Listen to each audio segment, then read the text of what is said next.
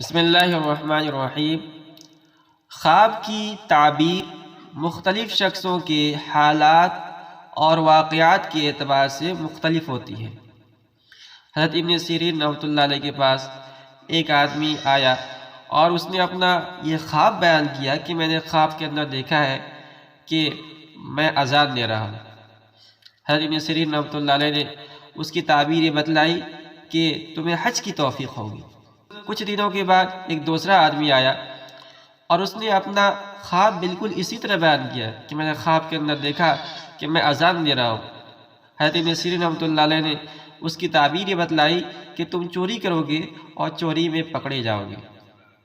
ان کے شاگردوں نے ان سے سوال کیا کہ حضرت آپ نے ایک ہی طرح کے خواب کی تعبیر دو مختلف شخصوں کو الگ الگ بتلائی، اس میں کیا حکمت ہے؟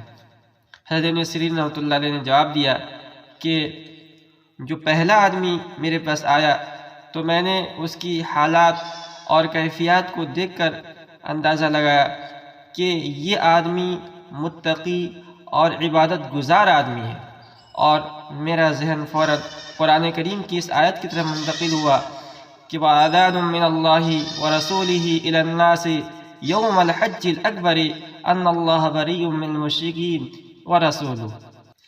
اور جب دوسرا آدمی آیا تو اس کی حالات اور کیفیات کو دیکھ کر میں نے اندازہ لگایا کہ یہ آدمی فاسق اور بدکار آدمی ہے، اور میرا ذہن فوراً قرآن کریم کی ایک دوسری آیت کی طرف منتقل ہوا فَأَذَّنَ مُؤَذِّنٌ أَيَّتُهَا الْعِيرُ إِنَّكُمْ لَسَارِقُونَ۔